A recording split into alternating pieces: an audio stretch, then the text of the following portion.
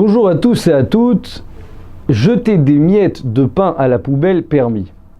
Alors, on connaît tous cette situation. On se retrouve par exemple, je vous donne un exemple très concret, mais ça arrive toute la semaine. Vous êtes le Shabbat, d'accord? Donc le Shabbat, assis à table avec vos enfants, Baruch Hashem, et on mange des chalotes. Ouais, les chalotes, le pain de Shabbat. On connaît comment ça se passe, le pain de Shabbat, généralement.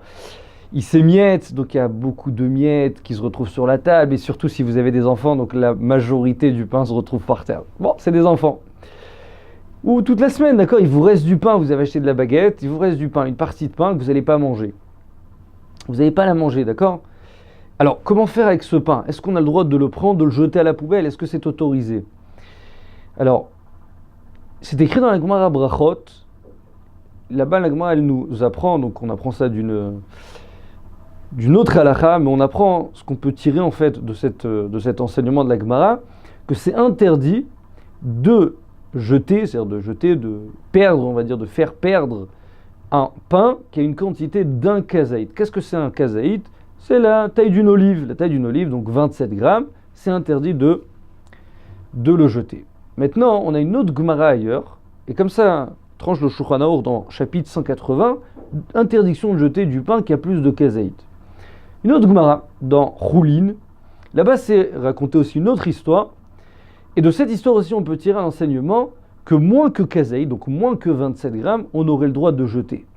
Seulement, et là vient tout le problème, la Gemara elle nous dit attention, je te permets de jeter, mais c'est caché la haniout.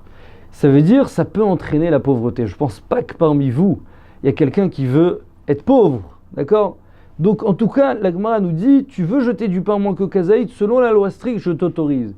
Mais attention, ça amène la haniout, ça peut amener la pauvreté, et comme ça aussi tranche le Shulchan Aruch dans chapitre 180. Donc pour l'instant, on a en fait deux halachot, plus que kazaït, et c'est plus que 27 grammes, interdiction, je ne peux pas jeter ce pain. Moins que kazaït, moins que 27 grammes, je peux le jeter, mais attention, tu risques de devenir pauvre. Ah maintenant vous allez me demander, mais comment on fait? Baruch Hashem, aujourd'hui, de nos jours, c'est plus comme au temps d'avant. Il y a le shefa, il y a l'abondance, on achète du pain tous les jours, il nous reste généralement beaucoup de pain. Alors quoi, je ne peux pas le jeter à la poubelle, qu'est-ce que je vais en faire? Qu'est-ce que je veux faire de ce pain? Et comme je vous ai dit avant, on mange le Shabbat, on mange la semaine, les enfants ils mettent du pain par terre.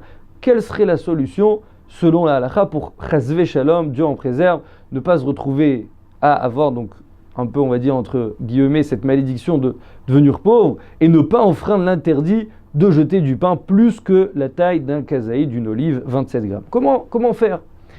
Alors je vous donne deux solutions qui sont rapportées dans les poskim, dans les décisionnaires, pour s'acquitter donc de la halakha. Première solution, c'est la meilleure. La deuxième, elle est aussi les khatrila, c'est aussi a priori, c'est-à-dire c'est sûr que c'est les khatrila, mais je vous donne donc la première, c'est de donner ce pain, ça veut dire après qu'on a fini de manger, prendre tout ce pain, le ramasser, le mettre dans un sac, les miettes de pain que je peux ramasser par terre, la même chose, je les mets dans un sac, les donner aux animaux. Si vous avez des canards à proximité, vous avez des oiseaux, peu importe, un animal, d'accord, qui va pouvoir manger ce pain, c'est la meilleure des choses, au moins on est sûr que ce pain va être finalement mangé. Mais bon, c'est pas une solution qui est toujours possible, on n'a pas tous des animaux à portée de main.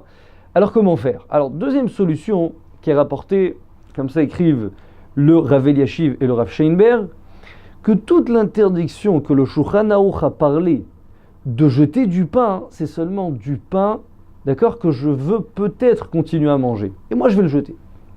Mais si c'est du pain que c'est sûr que je ne vais pas continuer à manger, d'accord, il commence déjà à devenir un peu rassis, je ne vais pas le manger. Alors, ils disent que la solution c'est de prendre ce pain, le mettre dans un sac, pas directement dans la poubelle. Ça veut dire que je vais le mettre d'abord dans un sac en plastique, et du sac en plastique, je vais le jeter à la poubelle. Ça, c'est autorisé. Donc, pour résumer en clair, on a du pain, on a des miettes de pain, on a même tout un pain qui me reste, d'accord, une challah entière, une baguette, d'accord.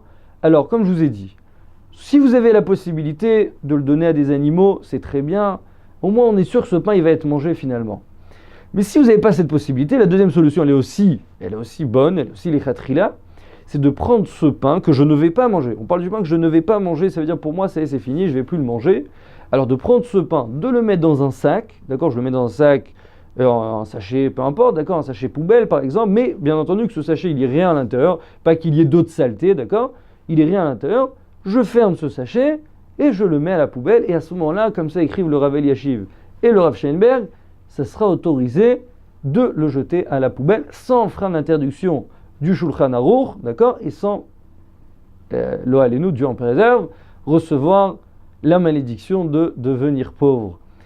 Bracha ve'atzlacha, à très bientôt.